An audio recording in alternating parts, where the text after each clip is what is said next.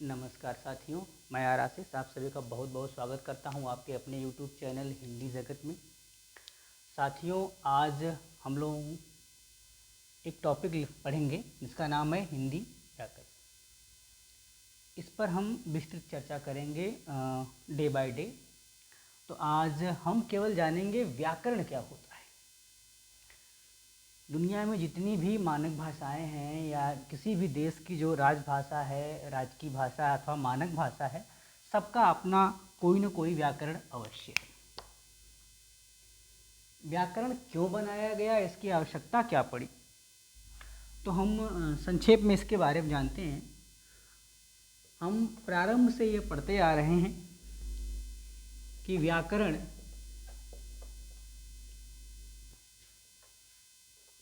एक विद्या अथवा कला अथवा गुण का नाम है, जिसके द्वारा हमें किसी भाषा का सही सही पढ़ना, लिखना, बोलना व समझना आ जाए, इसलिए हमें व्याकरण की आवश्यकता पड़ी। अब दूसरी मुख्य बात यह है कि व्याकरण में क्या क्या पढ़ना है। पढ़ते सभी लोग हैं, पढ़ना भी चाहिए सबको, लेकिन जो ये जान के पढ़ता है कि जिस टॉपिक को, जिस प्रकरण को पढ़ने से हम मंजिल के करीब पहुंच सकते हैं, तो वही पढ़ना चाहिए। जैसे एक छोटी सी बात है, आपको अपने ज़िला मुख्यालय पर जाना हो और तमाम गाड़ियां भाड़े की चल रही, तो जो गाड़ियां ज़िले मुख्यालय की तरफ जा रही होंगी, यदि आप उनकी सवारी करते हैं तो ज़िला मुख्यालय पहुंचेंगे। या राजधानी जाना चाहते हो तो जो राजधानी जाती हो उन्हें पकड़िए। किसी ऐसी गाड़ी की आप सवारी कर रहे हैं जिसका राजधानी की तरफ या आपके ज़िला मुख्यालय की तरफ कोई भी आवागमन नहीं है, तो ऐसी सवारी करके आपको क्या फ़ायदा। तो मित्रों, बिल्कुल पढ़ाई भी वैसी है। आपको पढ़ना क्या है, सबसे पहले ये जानना है किस लिए पढ़ना है और किस लिए पढ़ रहे हैं, ये जान करके पढ़ना है। साथियों, व्याकरण जो है इसमें मुख्य रूप से 3 ही प्रकरण होते हैं जिन्हें हमें पढ़ना होता है। ये 3 प्रकरण यदि आपने पढ़ लिया, आसानी से समझ लिया, तो पूरी की पूरी व्याकरण आपके नियंत्रण में होगी। पहला प्रकरण है साथियों हमारा ध्वनि विचार। दूसरा टॉपिक है शब्द विचार और तीसरा टॉपिक हमारा है साथियों वाक्य विचार। इन 3 प्रकरण पे हमें सविस्तार चर्चा करनी है। किसी भी भाषा के व्याकरण के लिए जो पहला प्रकरण होता है वो होता है आपका ध्वनि विचार। दुनिया में कोई भी भाषा के रूप में अचानक से नहीं आई, इसके आने का एक क्रम रहा है और इस क्रम, इस व्यवस्था से ही भाषाएं धीरे धीरे चली हैं। जिसे हमारे वैयाकरणों या भाषा के विद्वानों ने एक क्रमबद्धता बनाई, एक क्रमबद्ध स्वरूप दिया, जिसके माध्यम से हम आज भाषा को आसानी से पढ़ लेते हैं, समझ लेते हैं, लिख लेते हैं और बोल लेते हैं। इसका एक इतिहास बहुत लंबा रहा है। जब मैं साहित्य का इतिहास पढ़ाऊँगा तो उसमें मैं इसके इतिहास को भी बताऊंगा कि व्याकरण सर्वप्रथम किसने लिखा, क्यों लिखा, लिखने का उद्देश्य क्या रहा होगा।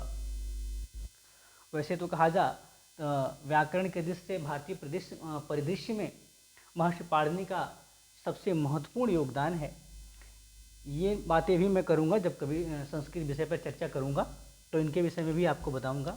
हमारा पहला टॉपिक है ध्वनि विचार, जो व्याकरण के अंतर्गत आता है। ध्वनि के अंतर्गत साथियों हम पढ़ते हैं कि जो भाषा है प्रारंभ में किस रूप में आई होगी।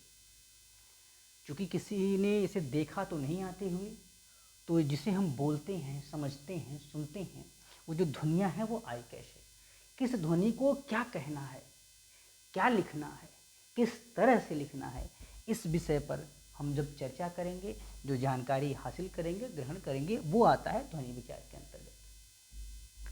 अब ये ध्वनियाँ वर्णों का स्वरूप लेकर के शब्द बनती हैं, वो भी कैसे शब्द, सार्थक शब्द बनती हैं। ये शब्द बनने की जो प्रक्रिया है, किस प्रकार से बनता है, कैसे बनता है, तो साथियों उस पर जब हम चर्चा करेंगे तो वो हो जाएगा हमारा शब्द विचार, दूसरा प्रकरण। और तीसरा है वाक्य। ध्वनि वर्ण शब्द मिलकर के एक वाक्य का निर्माण करते हैं, ऐसे वाक्य का निर्माण करते हैं जिनका कोई न कोई भाव निकलता है, तो उसे हम कहते हैं वाक्य विचार। दोस्तों ये टॉपिक और ये टॉपिक थोड़े छोटे टॉपिक हैं, लेकिन इसे समझना अत्यंत महत्वपूर्ण है। जब ये समझ में आएगा, अर्थात जब ध्वनि विचार का प्रकरण हम समझ लेंगे, तो शब्द विचार और वाक्य विचार समझना आसान हो जाएगा, हमारे लिए जानना आसान हो जाएगा। पूरे व्याकरण में सबसे बृहद प्रकरण जो होता है वो है साथियों हमारा शब्द विचार। इसके अंतर्गत हम बहुत सारे टॉपिक पढ़ेंगे, जिससे हम जान पाएंगे कि जो हमारी वर्तनी संबंधी अशुद्धियाँ होती हैं, जो भाषाई विषमता होती है, जो भाषा पर हमारी कमजोरी है, वो हमें दिख जाएगी। तो सबसे बड़ा और महत्वपूर्ण टॉपिक होता है शब्द विचार। सबसे ज़्यादा प्रश्न भी हमारे आगामी जितनी भी परीक्षाएं हुई हैं या होती हैं, वो पूछे जाते हैं शब्द विचार से। तो साथियों नमस्कार, ये आज का टॉपिक यहीं पे हम समाप्त करते हैं, और कल से हम चर्चा करेंगे कि एक प्रतियोगी परीक्षा में हिंदी भाषा से जो प्रश्न पूछे जाते हैं वो कहाँ कहाँ से पूछे जाते हैं, किन किन चीज़ों से पूछे जाते हैं, किन किन प्रकरणों से पूछे जाते हैं, उस पर हम एक लगभग कि कहाँ से कितने प्रश्न पूछे जाते हैं, इस पर बातचीत करेंगे। तो साथियों आज ये सावन का आखिरी सोमवार है, और महादेव की कृपा से आज से हमारा यूट्यूब पर ये पहला कार्यक्रम है, पहला वीडियो है। तो आशा करते हैं कि महादेव की कृपा आप सभी पर बनी रहेंगी, और यह यूट्यूब पर